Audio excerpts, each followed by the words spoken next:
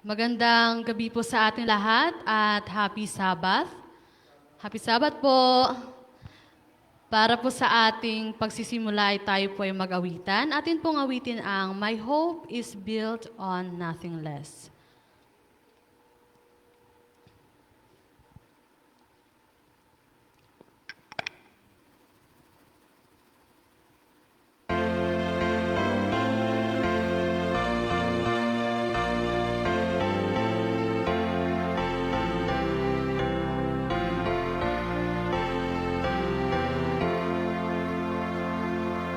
My hope is built on nothing less than Jesus' blood and righteousness.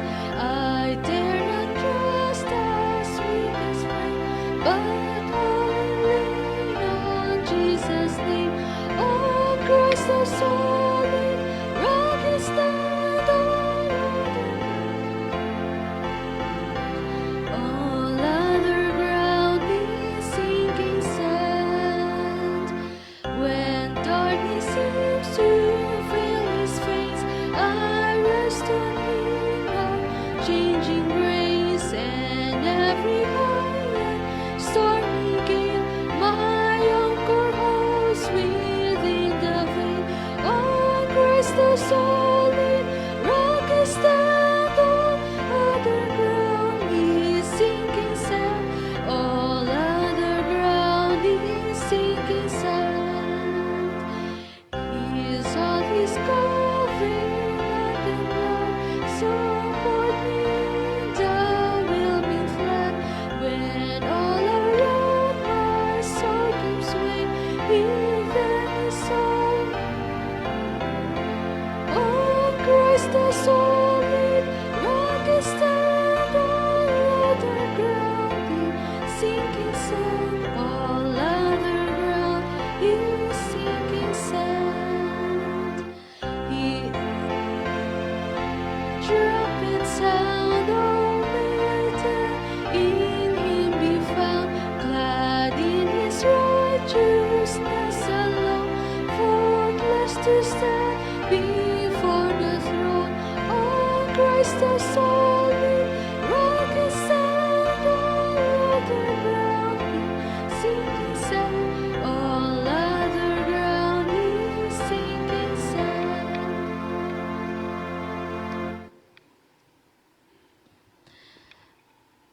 Atin pong sunod na awitin ang He Leadeth Me.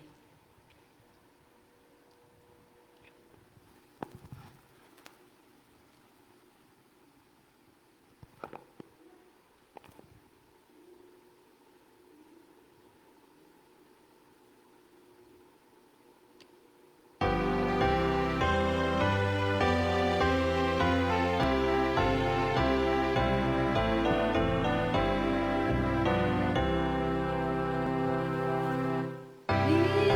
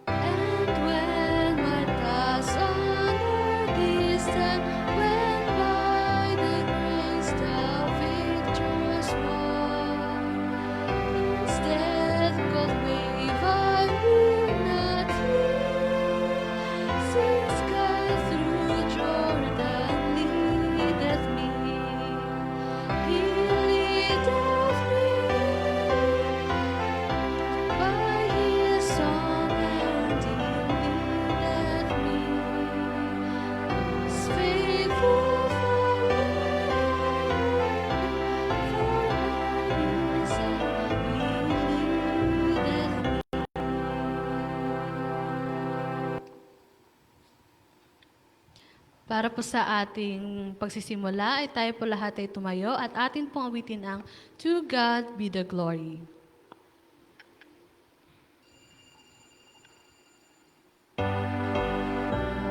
Tayo po lahat ay tumayo.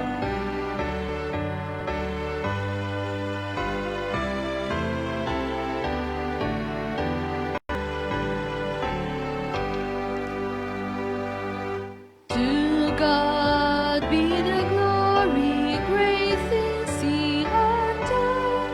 So loved He the world that He gave us His Son, who yielded His life and atonement for sin, and opened the life gate that all may go in. Praise the Lord, praise the Lord. Let the earth hear His voice. Praise the Lord, praise the Lord. Let the people rejoice.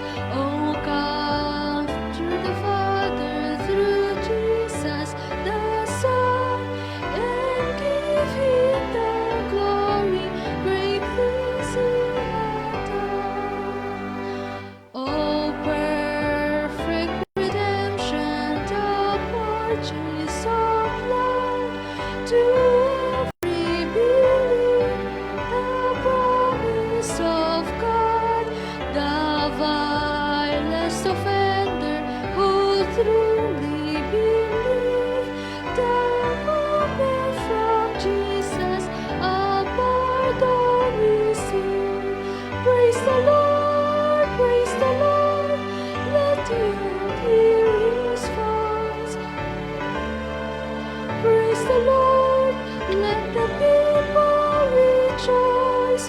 Oh, come through Jesus the Son, and give Him the glory.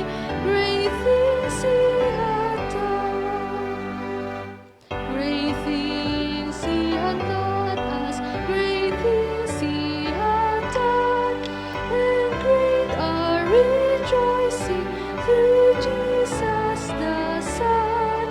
But purer and higher and greater will be our wonder, our transport, when Jesus we see. Praise the Lord, praise the Lord. Let the earth hear His voice. Praise the Lord. Let the people rejoice. Oh, come to the Father through Jesus the Son, and give Him the glory. Great things He hath done. Tayo po'y magsiluhod para po sa ating panalangin. Let's pray. Ama namin na sa taas-taas ng langit, nagpapasalamat po kami sa magandang araw po na iyong binigay at ganun din po sa paggabay po sa amin, Lord. At naway po'y samahan po kami sa programang ito, Lord. At ganun din po, dinadalangin ko po ang mensahe aming mapapakinggan sa gabing ito, Lord. Naway po'y maisa puso po namin ito at may apply po sa aming buhay. Yan na po kanadalangin sa pangalan ni Jesus. Amen.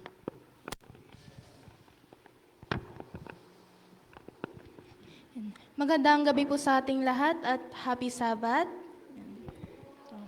Ang part ko po ngayong gabi ay magpapakila ng mga nagsiganap at magsisiganap.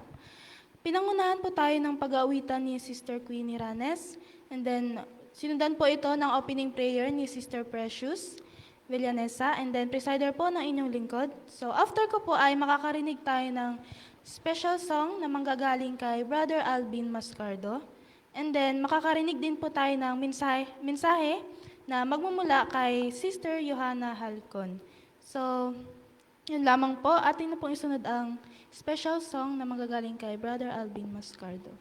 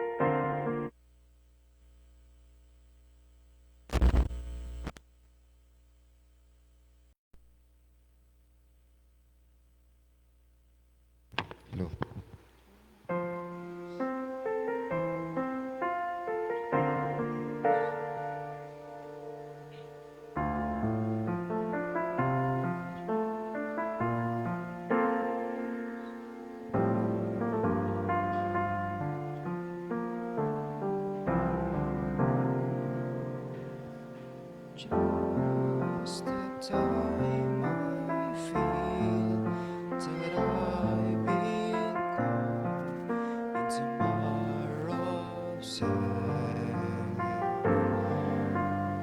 Just the time I feel my mind filled by worldly way. That's when the breeze begins to blow. I know the Spirit calls, and all my worldly wandering just melt into His love. Lord, I want to know you more. Deep within my soul, I want to know you. Lord, I want to know you, to feel your heart and know your mind. Looking in your eyes, there's up within me cries that say, I want to know you. Lord, I want to know you more.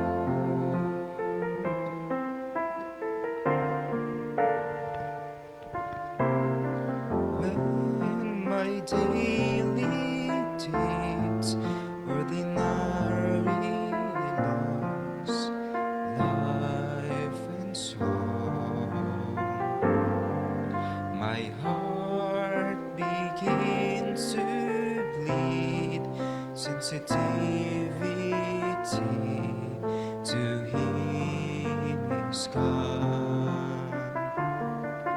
I've run the race but set my own face and face a shattered soul.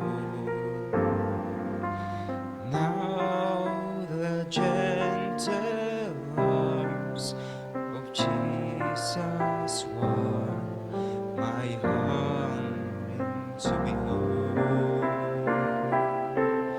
Lord, I want to know you more. Deep within my soul, I want to know you. Lord, I want to know you, to feel your heart and know your mind. Looking in your eyes, there's love within me. Cries that say, I want to know you. Lord, I want to know you, and I will give my final word to know you in your death and resurrection. Lord, I want to know you. Lord, I want to know you.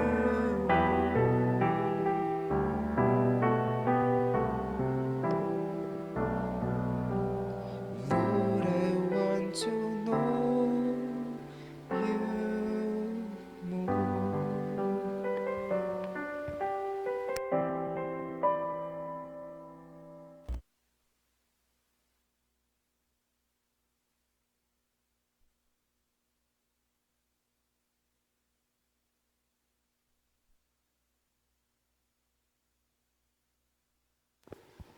Hello.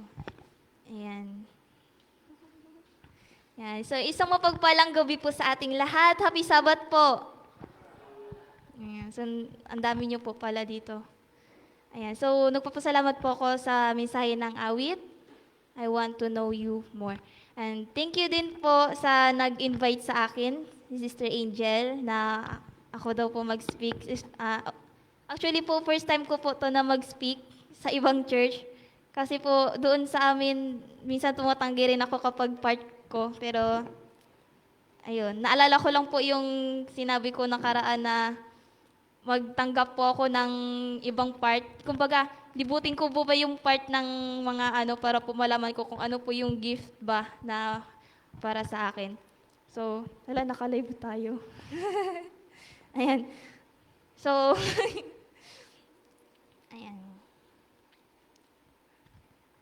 Ang expect ko po kanina, late na po kami kasi ang Rampano po is maaga po nag-start. Usually po 7. So, kampante rin po ako na okay lang na makauwi tayo ng 10. So, joke lang. Hindi po siya mahaba. So, akin pong message is pinamagatang clickers and prayer. So, bago po muna tayo mag-start, tayo po muna ay manandali ang manalangin. So, let's pray. Dakilat mo pagpalang Ama ng Diyos katastasan ng mga langit. Lord, pinupurit, pinsalatan ka po namin sa buong maghapon po na putuloy niyo pong protection, patnubay at gabay na kami po iligtas at sama-sama po na narito sa inyo pong bahay-sambahan. Hiling po namin, Ama, na samahan niyo po kami ngayon po sa amin pong pagbubuling, sa amin pong mapapakinggang message na po, Panginoon, kayo po ang manguna sa amin, kayo po ang magsalita sa akin. And ganun din po yung mga tagapakinig, Panginoon, na bibigyan po sila ng knowledge na kanila pong maintindihan po yung message na nais niyo po iparating sa bawat isa. Ito po, may dalangin sa pangalan ni Jesus. Amen.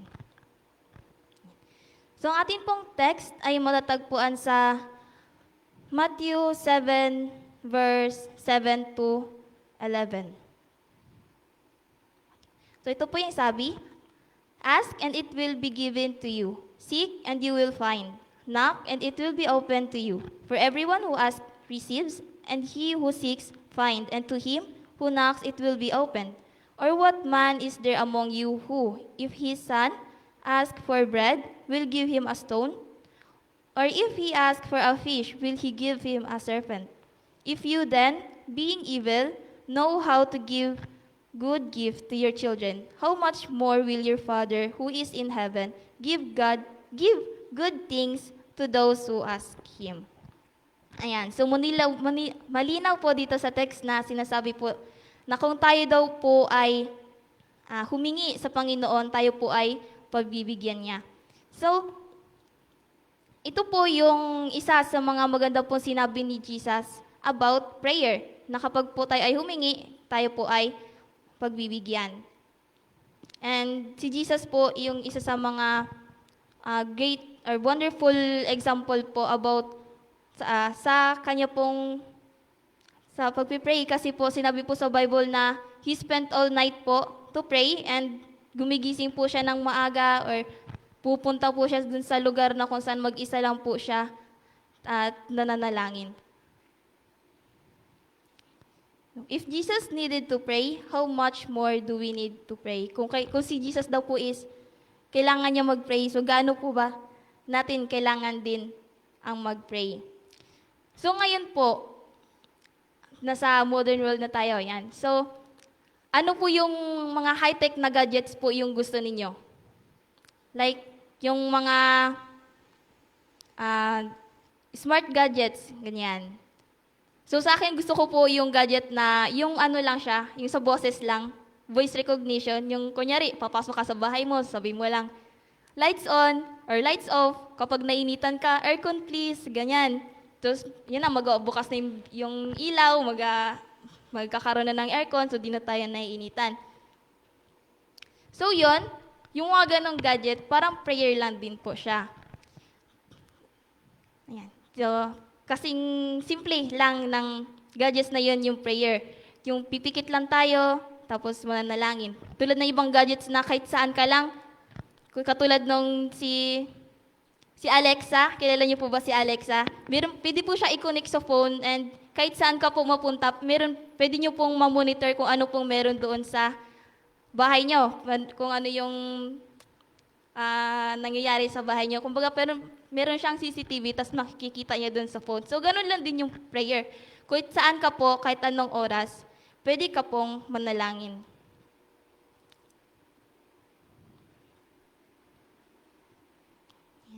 So, sa prayer po, yan, it is easy as talking into your friend, yung prayer. Okay. Ayan.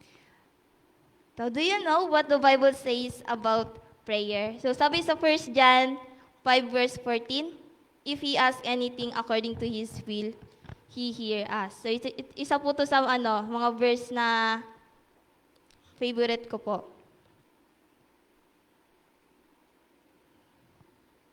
Ayan. So paano naman po yung mga prayers na parang hindi nasasagot or di kaya matagal po nasasagot? So sa prayer po kasi, meron po siyang 3 answer. So alam naman po natin yun. Merong pong yes, may no, at merong wait. Pag yes, ibig sabihin, pinagkaloob yun ng Diyos para sa'yo. Kapag no naman, so wag po tayong mag-isip ng kung ano or wag po tayong magtampo kasi pwede po na, bakit no? Kasi po pwedeng protection po yun ni God para sa atin or yung bagay na hinihingi po natin is hindi po para sa atin. Then wait. Ibig sabihin, tinetest po ng Panginoon kung karapat dapat po ba sa atin yung bagay na hinihingi natin. So, sabi po sa Luke 18 verse 1, then Jesus told his disciples a parable to show them that they should always pray and not give up. So, kapag tingin po natin na wala pa pong sagot si God sa mga prayer natin, wag po tayong panghinaan ng loob na, ay, hindi niya na ako naririnig. Naririnig niya po tayo, sabi po dun sa 1 John 5 verse 14. Ang sa atin lang po is, hindi po dapat tayong mag-stop, mag-pray. And ipakita po natin kay God na desidido po tayo doon or yung gusto po natin na makamit yung isang bagay na yun and hayaan na po natin si God na siya po ang mag-answer nun. So, share ko lang yung experience ko nung first year college po ako. So, challenging po siya kasi kapag college, lalo na po dun sa school namin, hindi naman siya tulad ng school natin na exempted kapag Sabado. So, meron po kaming mga subjects na natatamaan po yung Sabado. So, unang challenge po sa akin is yung pagkakaroon ko po ng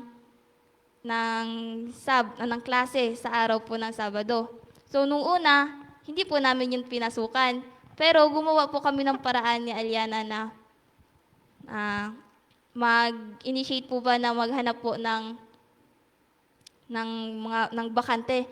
Pero, sad to say, yung subject na yun is Sabado lang talaga at lahat ng block, Sabado talaga yung subject na yun. Yung subject na po kasi yung PAT-FIT or PE. Ganyan. So, nag-pray kami noon. Nag-pray kami na Tiliana. Sabi na sana may miracle na mangyari na magkaroon po kami ng klase or magkaroon kami ng subject sa ibang araw na pwedeng basta something ganon. Tapos, mga ilang araw na laman namin, may mga Adventist din doon na estudyante. So, nagsama-sama kami noon. Tapos, meron doon yung parang leader. Meron po palang amicus doon. Hindi nga lang siya active. Pero, yun, meron. Nung first sem namin, active sila. So, ayun, inipon-ipon niya kami. Hinanapan kami ng instructor. And so, madaling salita po, is nagkaroon po kami ng araw na para matake po yung subject na yon. The next naman po, exam. Kapag exam po kasi, nag-start po siya ng Huwebes hanggang Sabado po. Yun po yung laging schedule. Tapos, nung first time namin, masisipag yung mga major namin nun na magpa-exam tuwing Sabado. So, another problema na naman kasi baka hindi namin ma-take yung exam na yun kasi Sabado. And sabi naman nila, dapat sa araw lang na yun, i-take yung mga test na yun. So, humingi na naman ako. Sabi ko, Lord, paano po ito? Ayoko po bumagsak sa subject na ito. Gusto ko po makatik ng exam. Sana po hindi magalit si ma'am or si sir kapag kinausap namin. So, bago po yung exam na yon, kinausap po namin yung mga major po namin na magpapa-exam tuwing Sabado. So, noong una, hindi pa sila pumayag. Pero siguro kasi dalawa lang kami ang nagpaalam. Pero nung nagsama-sama na kami mga Adventist nun, ayan, pumayag na sila. Tapos, ang challenging kasi, mauuna kami mag-exam. Like, kunyari magpaalam kami ngayong umaga. Sabi, ma'am, pwede po ba na ipa-ibang araw na lang po yung exam namin? Kasi po hindi po kami pwede ng Sabado. So sabi niya, o sige, mamaya mag-take na kayo ng exam. Eh di, hala, major yun. Ang dami naming re-reviewin doon. Tapos ilang subject pa yun. So, eh di, natunga nga kami nun. Pero nung isa naming kasamahan, nakausap siya, sabi niya kung pwede daw bang kinabukasan na lang sa linggo. So, ganon. Mga ganyan, sabi ni ma'am. Sige, sa Lunes na lang kayo, makisit in kayo doon sa other blocks. Ayan. Tapos, edi, solve na yung sa exam na yon. Yung sa subject naman na, na isa, nakatapat din siya ng Sabado. Yung, ang tawag doon, yung UTS namin. Ay, hindi, yung grammar namin. Ayan. Yung grammar namin, natapat siya ng Sabado.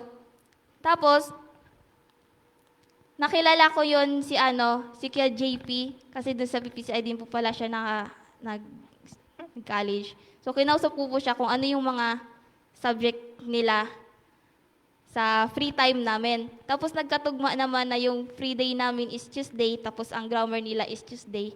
Nakiusap kami na makisit in doon habang wala pang fix na schedule yung UTS namin.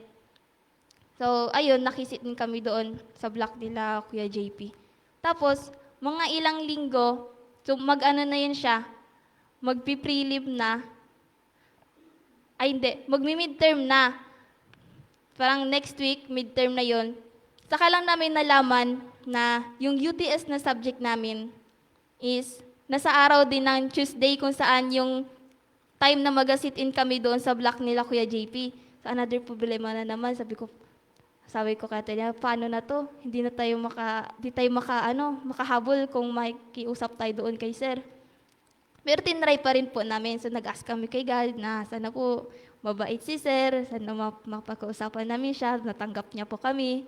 Kahit late na kami ng isang exam sa kanya. So madaling sabi po, tinanggap kami ni sir, pinagawa niya lang kami ng report sa lahat ng mga diniscuss niya.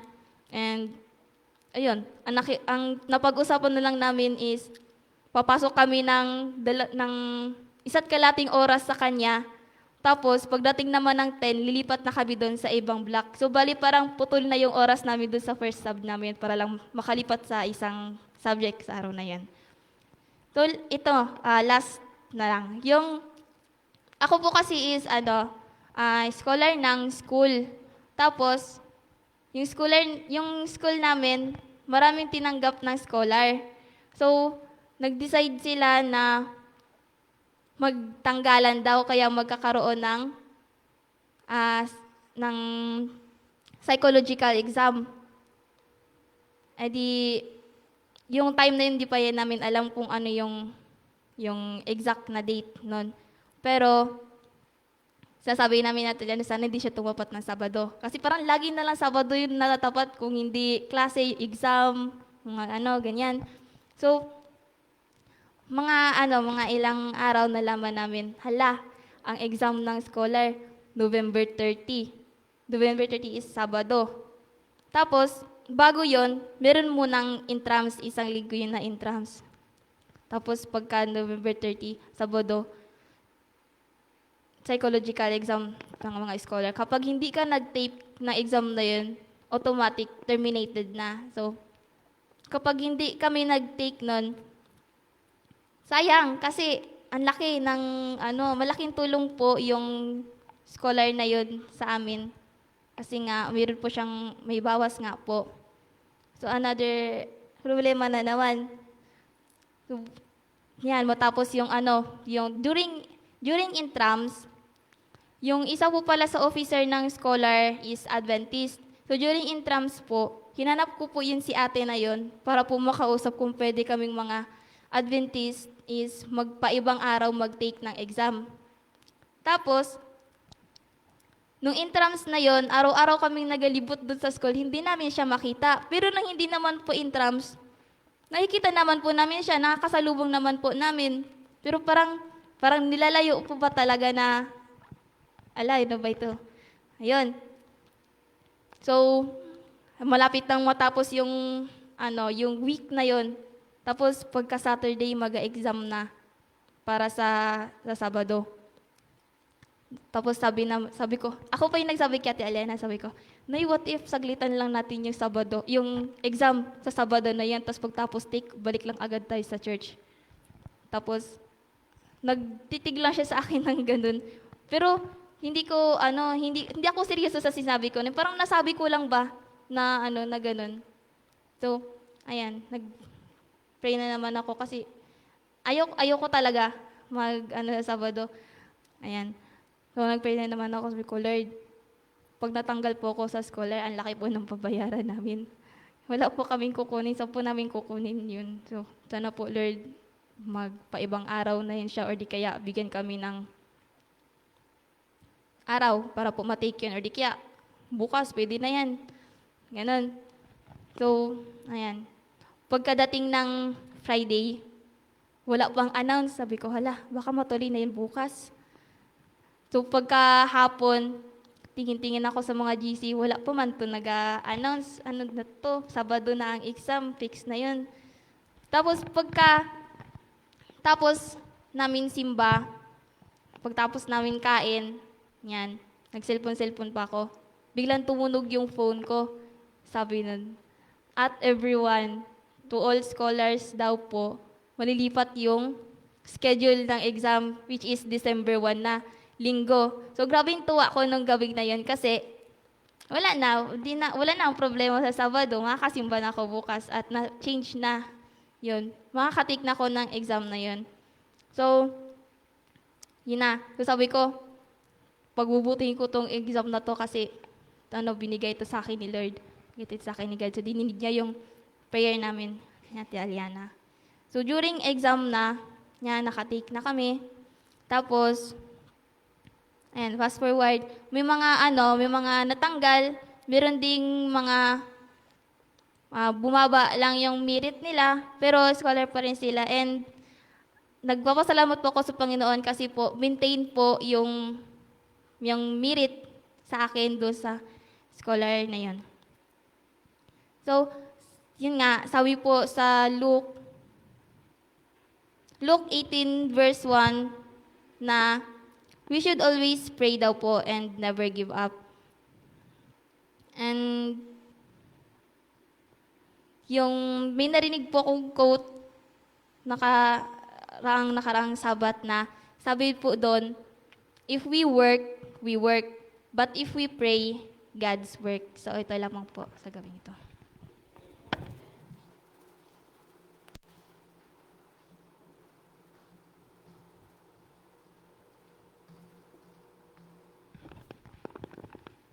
Para po sa ating pagtatapos, tayo po lahat ay tumayo at ating pong awitin ng All the Way.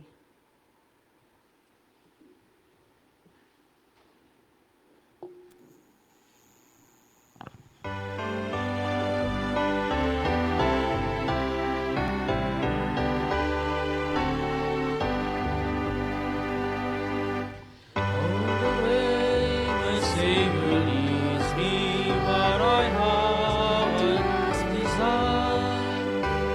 God is tender mercy, hope to life has been my guide. Heavenly peace, divinest comfort, here by faith in Him to dwell. For I know honor before me, Jesus to with all things well. For I know honor before me, Jesus to with all things well. All the way my Savior leads me, till each winding path I tread, gives me grace for every trial, feeds me with the living bread. On my weary steps may falter, and my soul and thirst may be, pushing from the rock before me. Lo, a spring of joy I see, gushing from the rock before me. Lo, a spring of joy I see. On the way, My Savior leads me on the fullness of His love. Perfect rest to me is promised in my Father's house above. wearing way to life immortal, Wing my flight to realms of day. This is my song through endless ages. Jesus lead me all the way. This is my song through endless ages. Jesus lead me all the way. Let's pray po. Amabanal sa taasan ng mga langit, Lord, pinupuri, pinasalatan ka po namin sa message po na inyo pong binahagi sa amin. Thank you po, Lord, na tinuruan niyo po kaming mag-pray at sa pangako niyo po, Panginoon, na kung kami man po ay humingi, ayun po sa inyong kalooban, inyo po itong ibibigay.